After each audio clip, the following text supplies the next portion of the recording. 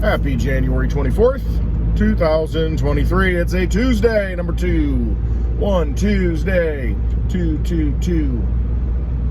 Anyway, don't even know where I'm going with that. Just rambling. All right. The crypto market has bottomed. I don't want to say that. But what I'm looking at in the charts, I wasn't even going to start out with crypto. I wanted to talk about these pricks that, we'll talk about crypto in a minute. But the pricks, now there's talk that there might be suggestion that every year you need to go get a COVID prick. So just like the flu shot. Do you see what's happening here? This is very predictable. These big pharma companies make a lot of money, especially when you have to get one every year. It's all about money. Now, is it safe and effective? It remains to be seen. We'll have to trust the science on that until the science changes. But yeah, you can see now how that's going to be rolled out. It'll be, well, just to make sure that for the safety of the populace or the public, we need to make sure that, groups of people get their protection every year. Yeah. And meanwhile, here's what'll happen. It'll be just like when the government was subsidizing milk, the dairy industry. They artificially kept the dairy farmers in business, and they do this with every industry. I'm not picking on one group like the dairy farmers, but they did this back in the, up to like 1990, they were subsidizing it. I used to milk cows when I was in high school, and then this is like 1990. Shortly thereafter, the guy who was running it, shut down his dairy farm. Well, at the time I didn't know because, I'm just young and not really understanding what's going on in the world, but the government had started pulling the subsidies for dairy. They weren't buying up all the milk. What was happening is that they were buying up all this milk, keeping the price stabilized for all the farmers, basically dairy welfare. And once they pulled the plug on that program, farmers started going out of business because they had all these warehouses full of milk that nobody was buying. Same thing's going to happen with these prick vials. The government's going to come in, they're going to buy up all this stuff, essentially subsidizing pharmaceutical companies to produce it. Nobody's going to take it because you're seeing people now, the rates of people wanting to take the pricks are going down. People are like, nah, I'm just done. They've hit peak prick. Enough! I can't take anymore. It's too much. I don't want any, whether it's good or not. People are just tired of it. Tired of hearing about it. So that's what's going to happen. That's just my thought. Government will subsidize it. See, they subsidized this whole thing. See, we were crashing. Our economy was starting to roll over and implode. So what did they do? Let's hit the gas pedal. Let's put small business out of business. Let's make it so that they can't have any customers come in. Let's restrict it. 6 feet apart. Everybody in bubbles. I remember the cafes, they had like little plastic tents to where you could go outside and eat. How absurd that was. And the thing is, there are still people out there that think that needs to be done. They're still of the belief that we are so threatened by our fellow human beings that we might be carrying a very common virus that could spread and kill us all. There's still that mindset out there. You realize you pick up a Lysol can from 2018 and it says coronavirus on it. Lysol kills coronavirus. This thing is nothing new. It's the novel coronavirus, though. It's C19, and it's very dangerous, and it's this new thing. Now we have all these variants. Okay, so here's what happens. Something like this comes out, all these pandemics. What happens? You've got a problem. Problem is, you've got a deadly virus. So what do we need to do? We need to create shots for it, pricks for it. But by the time those roll out, there's enough immunity out there. People have already gotten it, and there's already enough immunity into the herd that it really doesn't make a difference. But they can claim that the prick made a difference. They can say, see, since we rolled it out, everybody's got immunity. But it was already being built up before, and this happens with all of them. You go back through history, all these, diseases, viruses. The natural immunity in the herd, in the population, is already built up prior to the whole rollout of the thing that's supposed to save, stop the spread, transmission. Well, so anyway, it's a big plan. I'll get banned by watching, by talking about it, even though I'm saying nothing that isn't factual. But I'll get fact checked and struck, and that's just how it is. Because when you're living in tyranny, the tyrants want to swing hammers. Hammer in search of a nail. So let's talk about crypto a little bit. But yeah, yearly pricks. More. We need more pricks. As if we didn't have enough in Washington, D.C. and in the pharmaceutical companies already. Talk about crypto a little bit. Wow. So the crypto market's been holding up pretty well. Bitcoin's sitting around $23,000.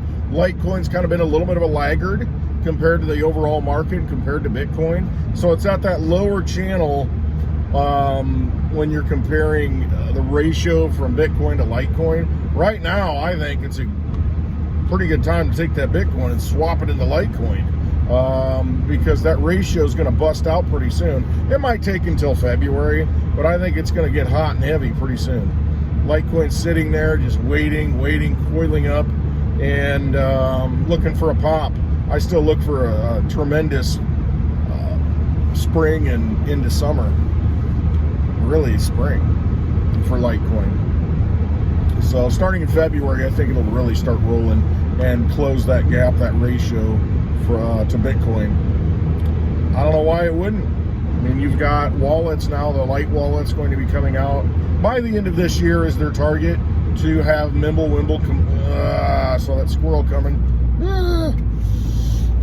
Save the squirrel and trash the digibug.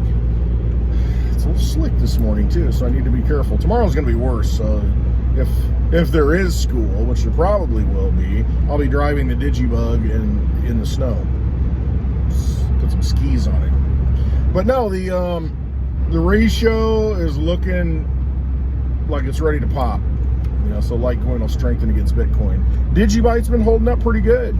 I've been watching that, and I'm kind of liking what I see there. If you look at the long-term charts on it, I mean, it's pretty much at a bottom. I mean, when you saw, let me grab this real quick. I'll pick up my neighbor's mail for him.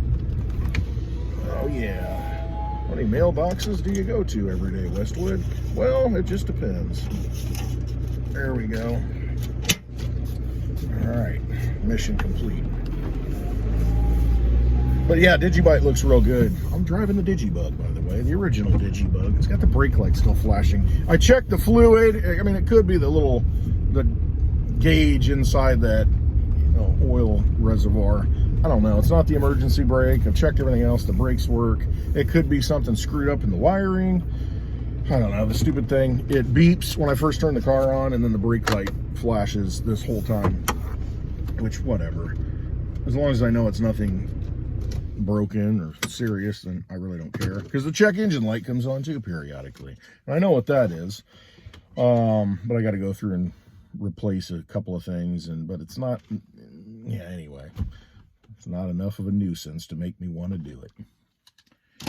So that's just how it is. Rather than tear stuff up, I can tolerate it. I'm able to tolerate things. Most human beings are the same way, though. You're able to tolerate things enough until it gets really bad, and then it's like, okay, enough is enough. It's like our government. They turn up that heat. You're the frog in the boiling pot of water. They turn the heat up a little bit. You're like, it's warm, a little uncomfortable, but then you get used to it. So they crank it up a little bit more. It's uncomfortable, and you get used to it. And pretty soon, they'll keep doing that until you're essentially cooked. And then it's no longer comfortable, but it's too late to fight back, because you can't get out of the water because your legs have become cooked meat. Frog legs on the buffet. Government buffet. The tyrannical buffet. A WEF buffet. WEF means World Economic Forum, if you hear that. But anyway, back to crypto. It's actually looking good long term. You know, I was talking about DigiByte a little bit, and I look at their long range channel since, you know, DigiByte rolled out in 2014. And, you know, what you can do when you look at that, you can draw highs and lows, where it bottoms out over the years and where it peaks out over the years. And so if you create that channel, you can kind of see, you know, when it gets down at the bottom and it's riding the bottom, that's the time you want to accumulate it. You know, and then when it bounces up to the top and touches the top, it's like, I'd probably be crazy not to get rid of this stuff at this point. Or use it, I should say.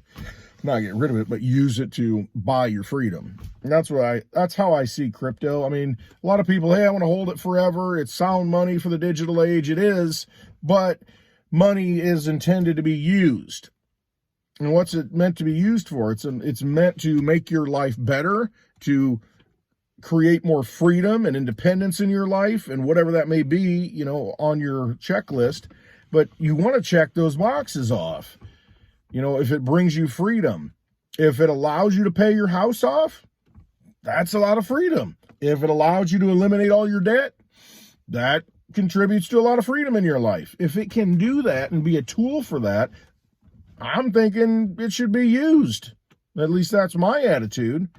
You know, if you keep holding it and holding it and holding it until you go to the grave, what good does it do you? Unless your intention is to pass it along to other people. But I just make the argument of, if you've got debt and if you've got burdens in this life, I mean, wouldn't you be a better person or feel better and be more of a pleasant person to those around you, and more of a contribution to humanity if those were unshackled, all those debts and all that burden was released? And if it gives you that opportunity to release those things, I think you'd lead a better life.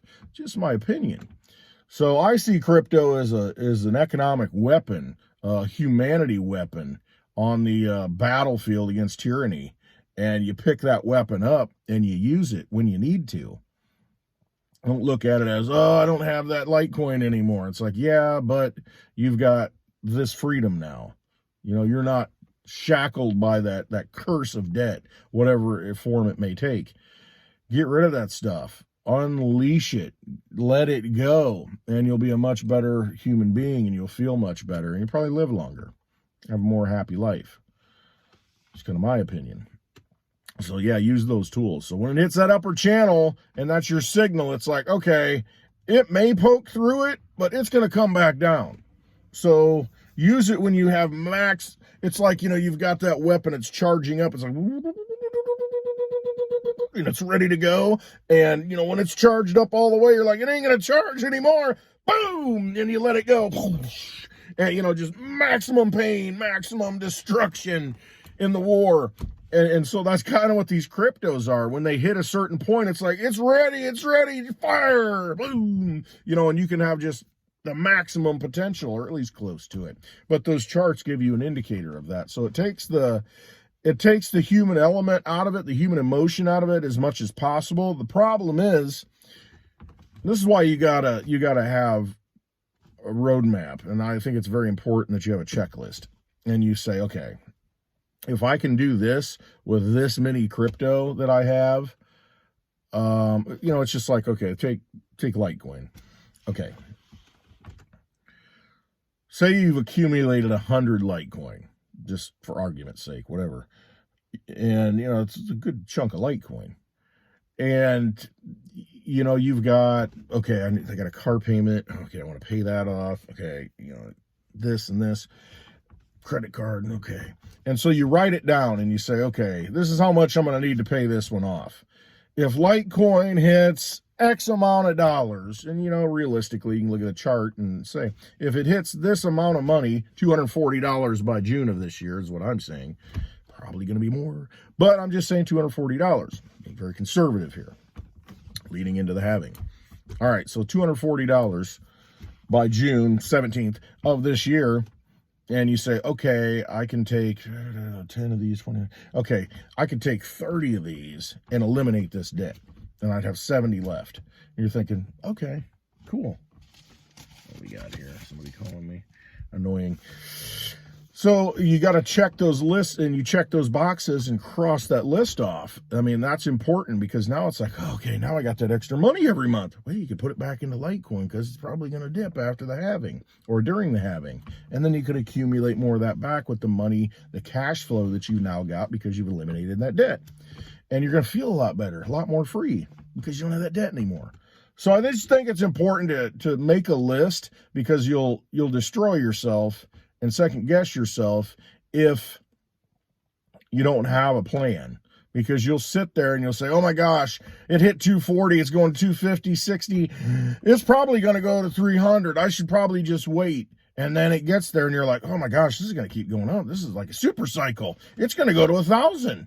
And so you sit back, and then once it goes to like 350 and then it pulls back to 300, you're like, oh, it's just at 350, I'll wait for it to get back up there, then I'll sell.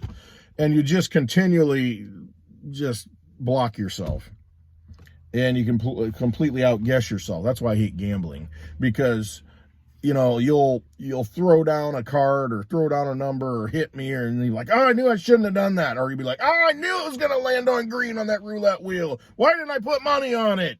And so you just second guess yourself, and that's what gambling does. It destroys you, because you question yourself all the time. You beat yourself up when the odds are stacked against you already. You know, so you're beating yourself up over a losing proposition. When you walked in, you're going to lose anyway, the odds are, but you beat yourself up because, oh, if I would have done this, it would have worked. And it's just not worth playing. You know, the only way to win is to not play the game. War Games. Go watch that movie. Whopper. So same with crypto. You can't outguess yourself and second guess yourself. You just got to have a plan, and when it gets there, you think, okay, well, my life is better. Yeah, I could have done better and maybe paid that off too. That's why you don't sell it all or use all of it. You know, you keep a little dry powder in case it does go crazy, because then you're like, oh, cool, at least I kept 10 Litecoin, you know, and then you can use it. More firepower. So, I mean, that's in this whole thing. As you see these markets run up, I mean, just know what you want to do with it. Know what you want to use that weapon for. You know, what you want to take out. You know, start shooting vampires. Boom, boom, boom, boom, boom, boom. Vampire debt. Boom, boom, boom, boom, boom, boom. Plink it. Get it out of there. Use those tools. All right. It's enough of this nonsense. Happy Tuesday. Hope you have a wonderful day. Love you all. Thank you for watching. I appreciate it. And hopefully you got something out of this. That's really what it comes down to. But, you know, in all of this, you know, trust yourself. Have that sense of calm, that peace, and just sit back and think, okay, if you plan it out ahead of time, you take the emotion out of it, and then you just stick to that plan. You just write it down on paper and say, if it does this, then I'm going to do this. And guess what? I never would have been able to pay it off that quickly.